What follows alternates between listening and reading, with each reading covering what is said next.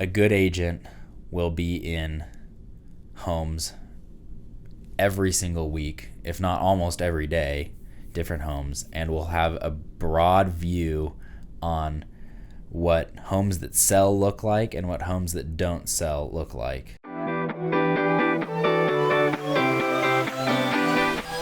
Welcome back, everybody, to the Realty Room. I'm your host, Miles Pointer, joined as always by Marcus Butler. Thanks, Miles. What's up? Today we're going to talk about why buyers and sellers should use agents and maybe some talking points for you on how to come across as providing more value.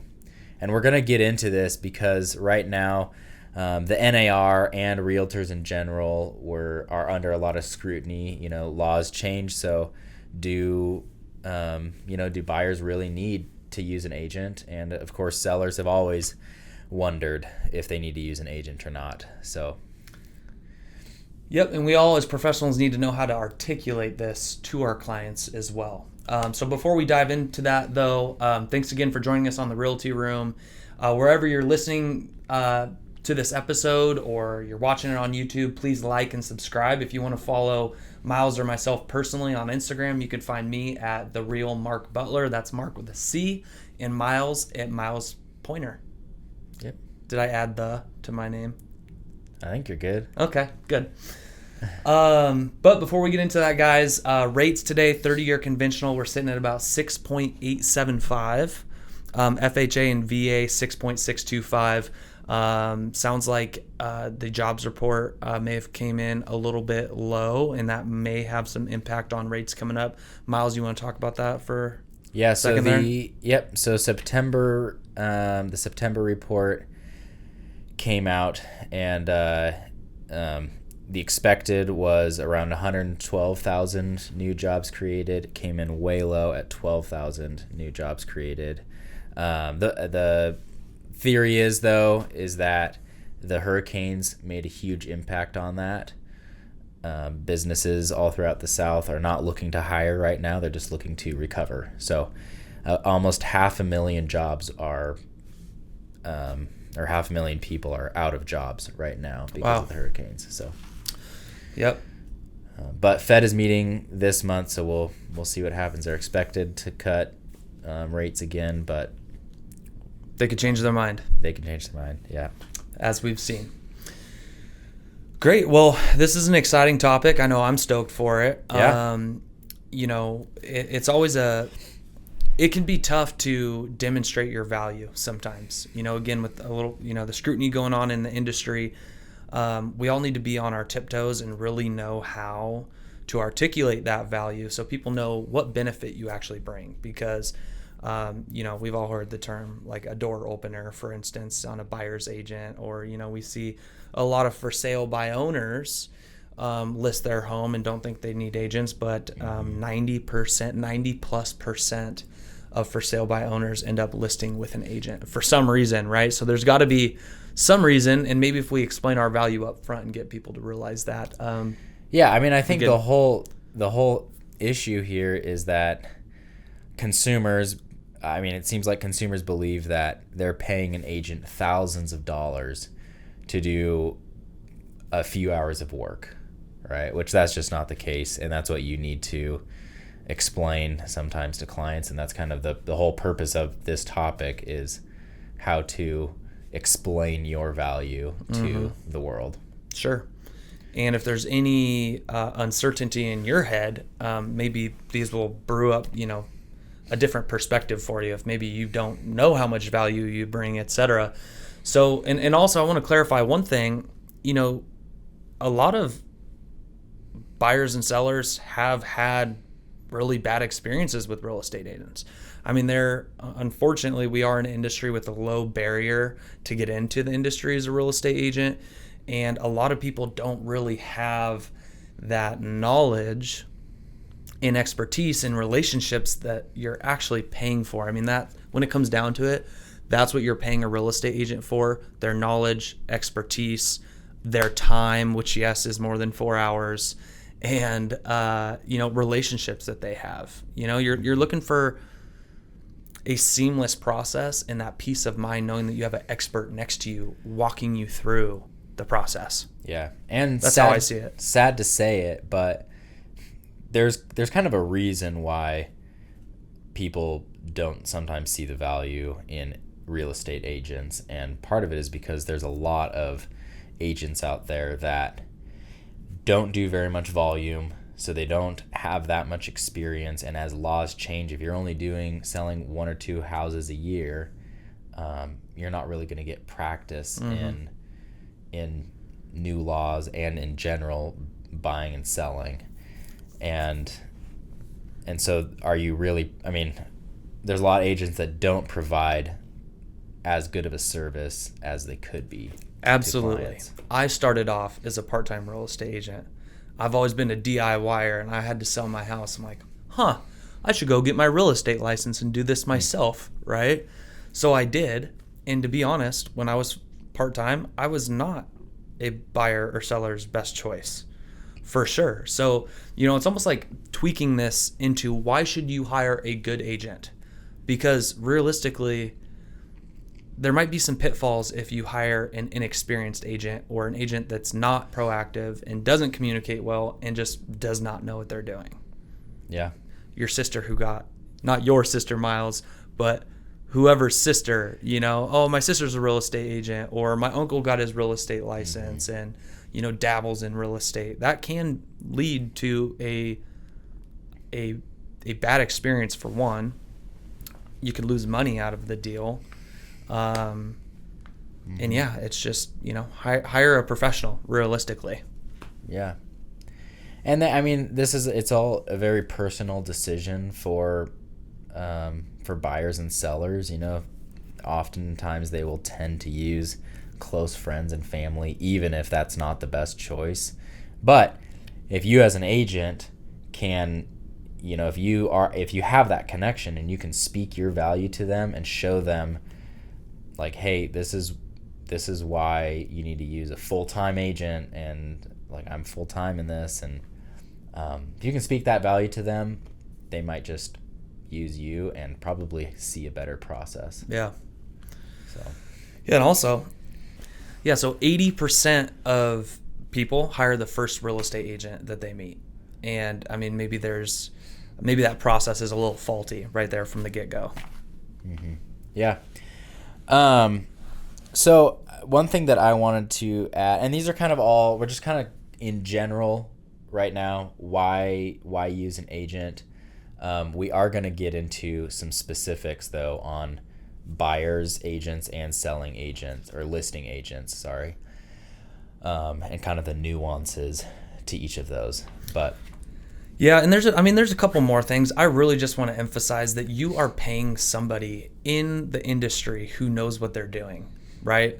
Your knowledge, your expertise, your time, and relationships. Because just alone real estate agents, there's a lot of coordinating behind the scenes that a lot of people don't actually see, and that's where that, right. Why would I pay someone $20,000 for 4 hours of their time, sort of thing. And I don't know about you, but I have met so many people that have no idea how to buy a home or sell a home. They don't know the process. They don't know what to look out for. They don't know how to assess an inspection, what's good, what's bad. They don't know to ask how old the roof is. If it wasn't for me guiding them, they wouldn't know whether they had electric heat or gas heat. So there's so many of these little things that go into it. And those are just the physical things. Yes. Like there's so many different avenues on a contract side. And I think a lot of people believe that you pick a price and you negotiate on that price, and that's kind of it, right? Like, you're at the end of the day, you're just buying a house. Yep. However, there's so many more things that you can go into. Like, we can negotiate price. Yes, we can also negotiate after an inspection is done, and what do you negotiate on, and how do you balance the feelings between the sellers and the buyers. And you can negotiate, like, what if you want to buy a house before you sell your house? How do you negotiate that? And what are the different options for financing? And I know lenders play a big part in that, but realtors are really good connecting people with lenders and the right lenders and the right lender products. And there's just so many different avenues.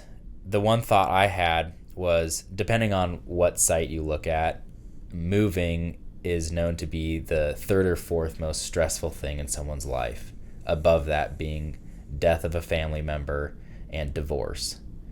And in both death of a family member and divorce, you hire people, experts, to help you through that process, right? Obviously, death, you hire, you have to take care of the funeral services, but oftentimes a lawyer is involved to deal with estates or to deal with wills and all that stuff. Obviously, divorce,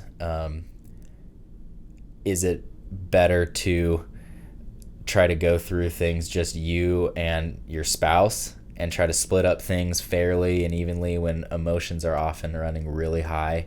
No, you hire a mediator or a divorce lawyer or someone who's an expert in this field to help you through the process and help you know what's fair. Right, exactly. Just like a real estate agent. And we're kind of the same way. You're in this very stressful period, and hiring an expert, first of all, can take away a lot of that stress, but knows what avenues to go down to help you through the process. Yeah. And at a bare minimum, you look at some of your clients when they're, like, I have a transaction going right now with clients just sold their home and now they're buying a new one. And the amount of phone calls and coordinating repairs on their homes and all that stuff, like, you're just overall making this whole process way easier for them. They're stressed out. They're trying to get a loan on their new home, and they're doing like a bank statement loan. So the underwriter's like asking for all this information. Hey, what's this deposit? Hey, what's this deposit? What's this expense? Et cetera, et cetera. And so they have, several things going on with the lender and the title company and, their inspections and doing repairs and all those things. And whatever you could take off their plate really makes their lives easier, So anyways, you want to get into some buyer specific stuff? Did you have some thoughts that we should dive into there? Yeah, I have a few thoughts in here, not going in order of importance, but the first thing is, this is especially for out of state buyers. Let me back up. The reason people might not want to use a buyer's agent, I think the first one is, now since laws changed, there's a worry that they might have to pay for an agent.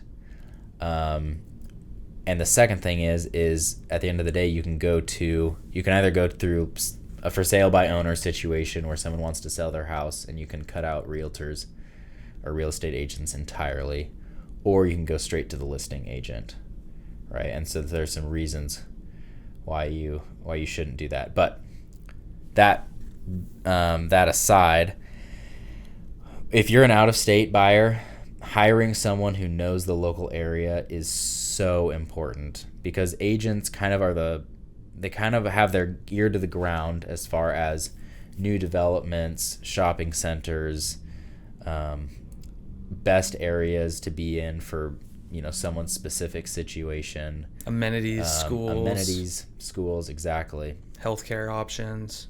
Yeah, there's so many things that as an out-of-state buyer you just don't see, and an agent who is in the business every day is going to know the areas, really well. So yeah, it's almost like when a buyer starts to talk to you about what they're looking for, you're kind of like assessing the different areas like that would work for them, the different neighborhoods or parts of town. Oh, they like recreation, maybe being on the outskirts of town. Oh, they want an acre, these neighborhoods are acres, that sort of thing. Mm-hmm. So definitely you can help understand where to guide those buyers is a good starting point. I just contacted a buyer that had purchased in here. I didn't handle his transaction, but I knew of him when he purchased, and he goes, "Marcus, I made such a mistake buying in this neighborhood." And this was, I think, 8 months ago when he purchased the property. He goes, "I need to get the heck out of here. There's not enough room for my cars. This is not the type of environment I liked." That guy just bought a house he doesn't like. Yeah. That's a big mistake. Yeah. So again, that local knowledge and expertise can go a long way for sure. And I've seen it to where I mean, I've kind of dealt with this where you're almost saving the client from themselves. Yeah. Right? Like oftentimes the client knows what they want, but sometimes they think they know what they want, but through conversation you can see that actually they're going to need a bigger garage because he's saying he wants a 2-car garage, but he has 4 cars. Mm-hmm. So like, how does that work? And there's certain situations like that where you can kind of point people in the right direction. Ninja Selling did a great thing, and there's like a little exercise when you're discussing with your buyers, and that is like, what's the why behind what you want? So an individual is like, oh, I want 2 acres. And so if you don't read into it, it's kind of like, okay, I got to go find him a property with 2 acres. But you go, why do you want 2 acres? Because, I really want my grandkids to come be able to run around, and, have a jungle gym or whatever that may be. And it's like, okay, so you don't mind doing yard work? He's I'm actually really not a fan of doing yard work, but, I would really like that for the kids. Well, how about, what if there was a nearby park across the street? Or what if there was that? And you can help guide them into a better situation. But like you said, after talking to somebody, you can kind of help understand and save them from themselves and making a mistake like the gentleman I just explained. Mm-hmm. Yeah. Another one I'm going to say for buyers, again, on the side of preventing a mistake, a lot of times they don't know what to look out for. They don't know what questions to ask. I mentioned the roof, right? Things like utilities with land. A lot of people don't even know what they are buying if you don't help explain it to them. They get to the closing table, they move in, and they're like, are we on gas? Are we on electricity? Like what? Or what? How do we heat our house? You know what I'm saying? Is there a septic, or are we on the city sewer? Yes, thank you. Yeah, septic, or do we have CC&Rs?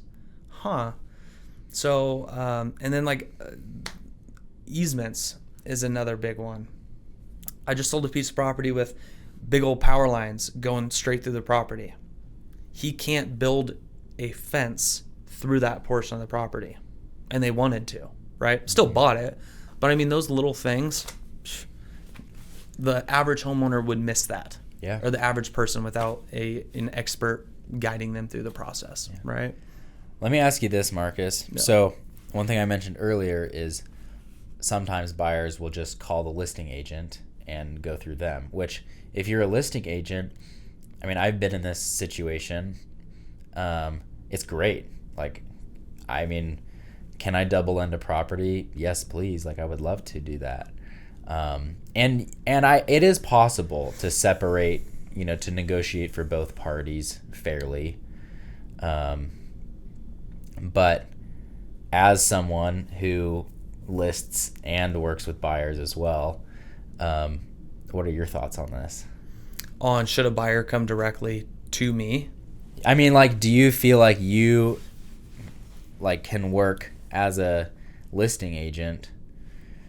It's really hard. It is hard. Yeah. It's really hard. I think where I'm at now, and I haven't double-ended a ton of deals, but I try to have all those conversations up front with my client from the very get-go, the first time meeting.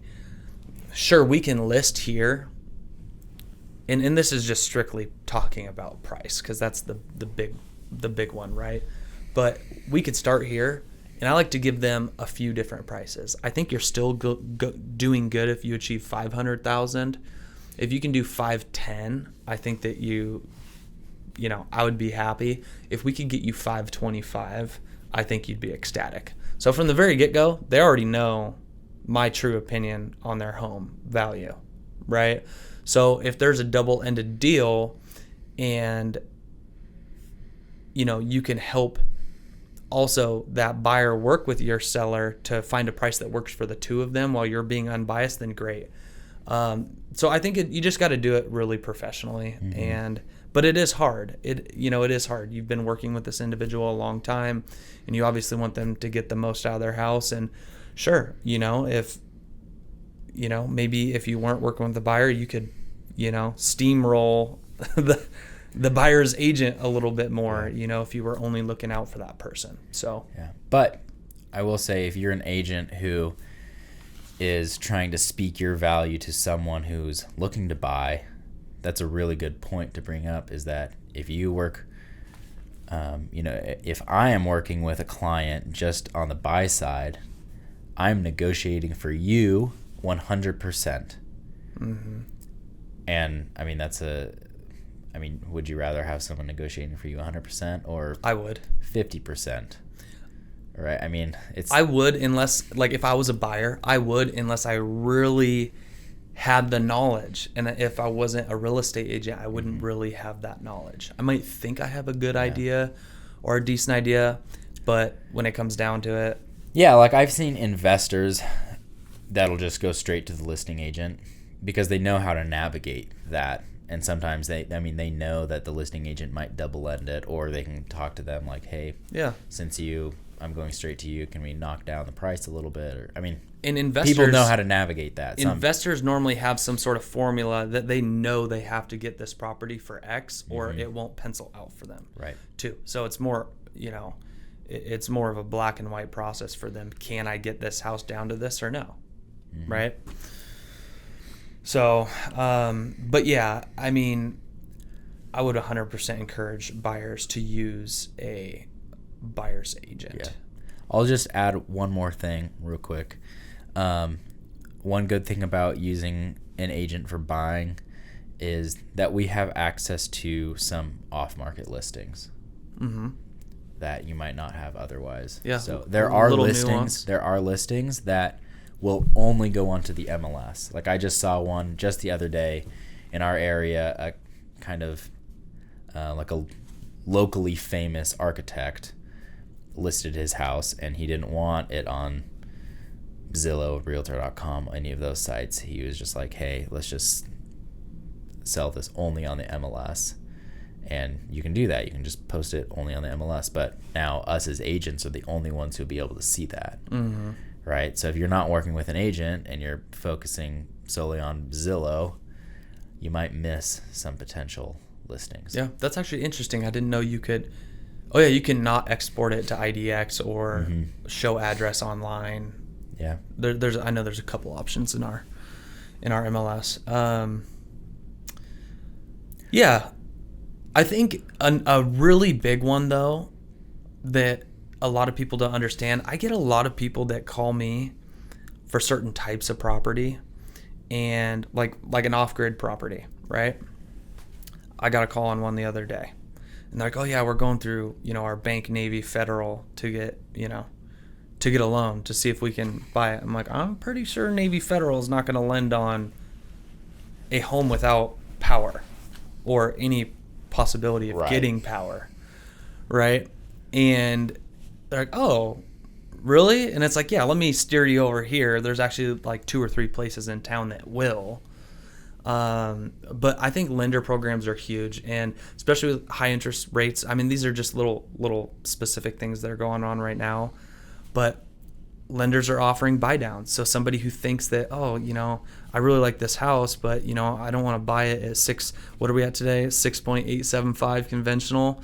Well, this is also an option. This might lighten that blow of that interest rate a little bit. You could buy down your interest rate. Not buy down your interest rate, technically it is, but you can modify your loan once a year for $500 as rates come down. If you like the house, here's an option for you, right? Yeah. That brings up a good point, is just connections in general.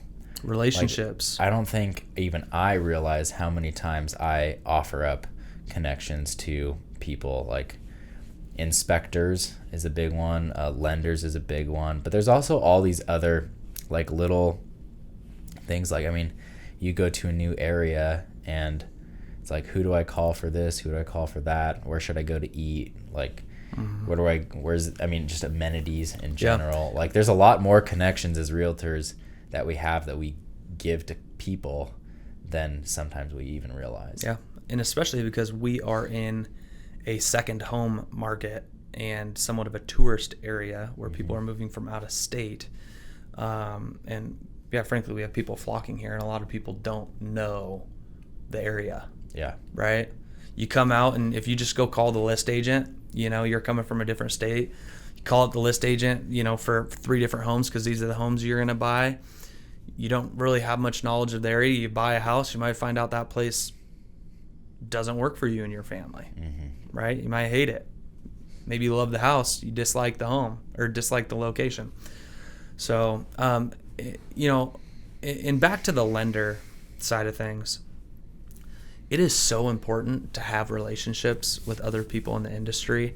I mean, I can't tell you how many times I've been working with a buyer, and underwriting and lending can get tricky, right? You're halfway through a transaction, you're working with the buyers, boom, something happens with underwriting. Can we close this loan?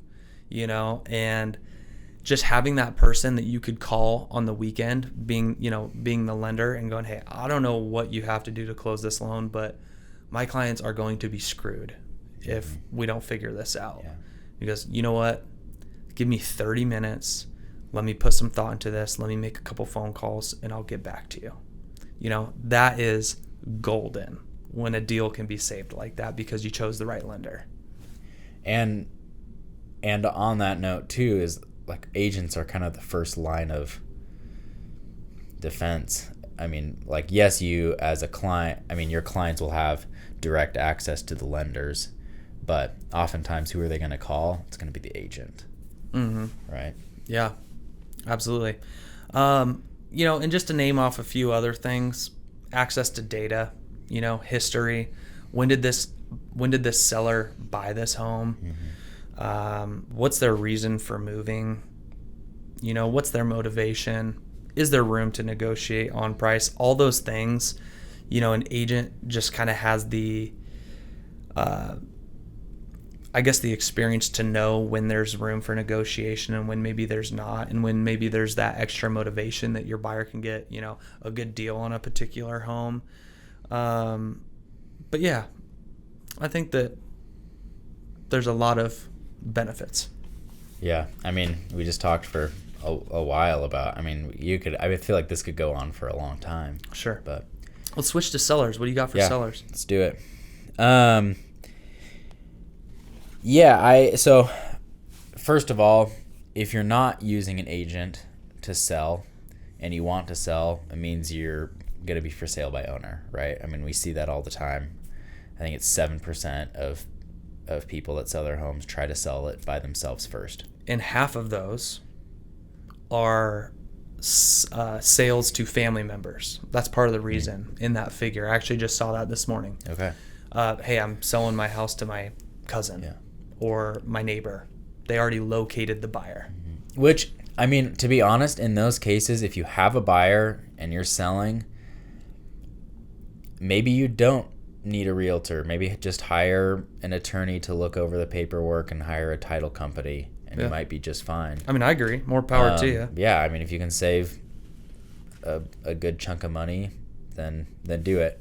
But there's a lot. I mean, but that's kind of what we're seeing is if you're trying to sell it on the open market, you're going to sell it for sale by owner if you're not using an agent, right? So what value do agents bring to sellers that are in that situation?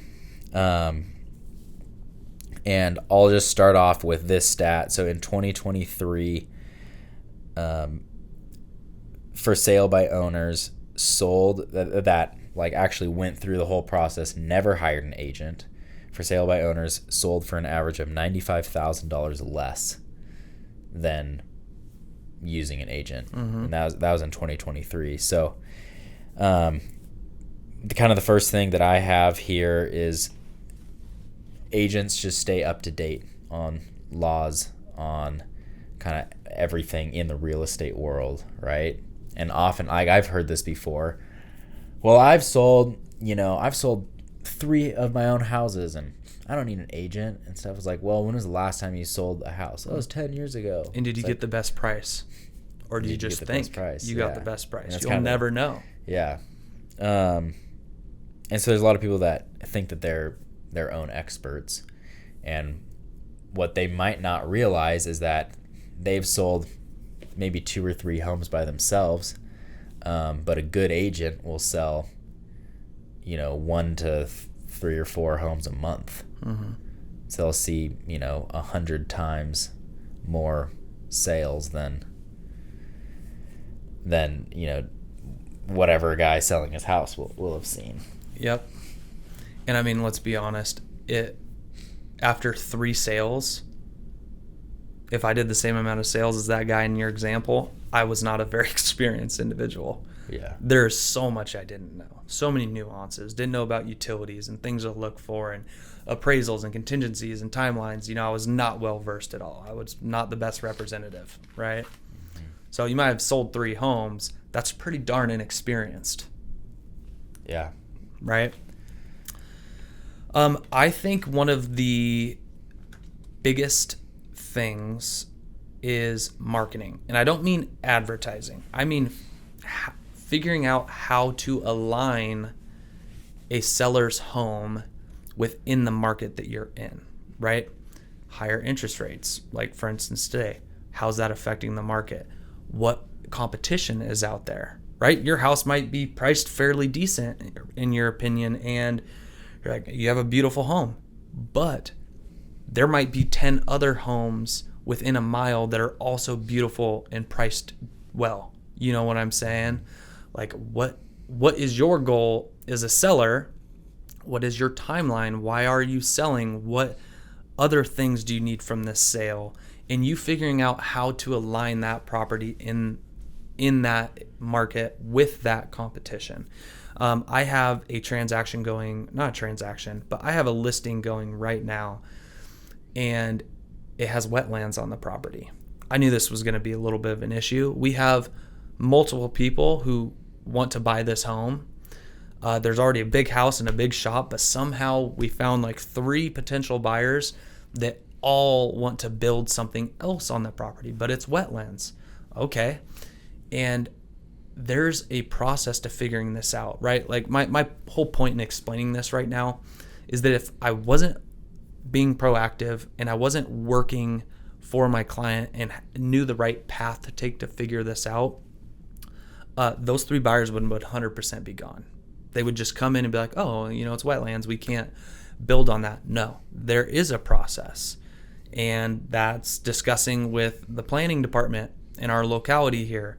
That's going to the Army Corps of Engineers to figure out, hey, do you have jurisdiction over these wetlands? Can we buy wetland credits to allow us to fill in part of the wetlands for future development? What areas of the property can be developed without building in the wetlands, etc., right?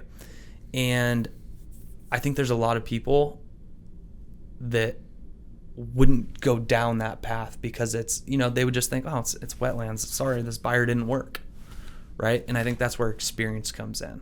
Mm-hmm. Totally. Yeah, so, you just talked about marketing,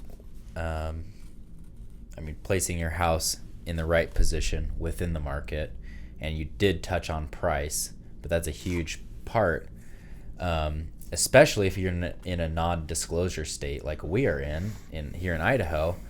The average person off the street can't see what homes sell for, right? So, as a realtor, you can go to the MLS, you can see exactly what all of your comps are, what homes sold for, etc. And so you'll know, first of all, where to price the property, but second of all, what's a good price. If you sell it at this price, is that actually a good price? And if you're for sale by owner and you sell your home, you said it earlier, are you actually getting the best price possible? Yeah. Well, you'll never know. You won't. Right. You don't have any of that information to back it up. Right. Yeah, and buyers coming, into our area, maybe they're already in our area. Buyers might think they know what a good deal is on a house, or, oh, this was a fair deal. The issue is they don't have sold comps. All they're going off of is active comps, and most homes are selling for under list price right now. Mm-hmm. So if I was a buyer and I didn't have the sold data and I was just going to look at all the other active homes on the market, that's going to inflate the price in my head of what I think that this home is worth, because those are all, statistically overpriced by a certain percentage. Mm-hmm. Right? So in a non-disclosure state, I mean, realistically, maybe you have a friend or something that's a real estate agent and will do you a favor, but you kind of need the sold comps, or you really don't know if you're getting a good deal or not. Yeah. And real quick, going back to marketing, there is a certain benefit to having agents and their advertising skills. I mean, a good agent will know how to properly advertise a property. Like, not only will an agent put it on the MLS and all the other sites out there, Zillow, Realtor.com, etc.,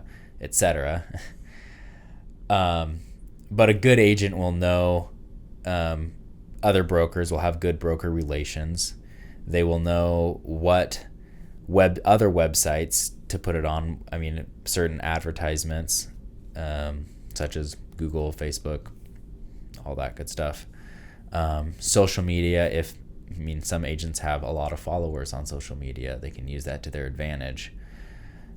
Really, truly, there's an endless amount of ways that you can market a property, but a good agent will know what avenues to go down. Mm-hmm.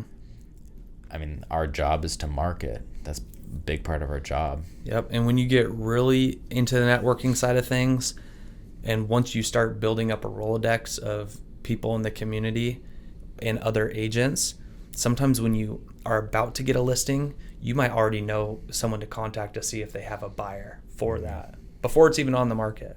Yeah. I mean, there's a 15 acres for sale. Or it's not for sale. I'm sorry. I got in contact with this potential seller. They're not sure if they want to list it right now, but they don't even have to list it. Like, I can just go over to a couple people in my office who have the Rolodex this long of developers and ask them, hey, what would you be willing to pay for this? Would you guys be interested in this, etc. Right? So connections do go a long way. I've also seen real estate agents sell a home before it even hits the MLS just using social media. Mm-hmm. So, I mean, you can't really ask for much more if it's sold before it even hit the market. Yeah. So, what other things you got as far as sellers? We just talked about marketing a little bit. How about preparing the home for sale? Yeah. That's a huge thing.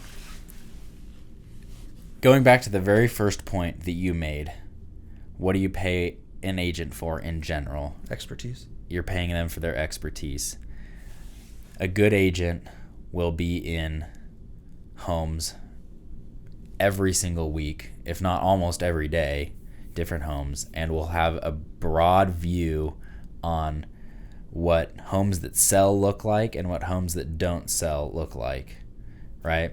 That's pretty golden. And so, I like the way you worded that.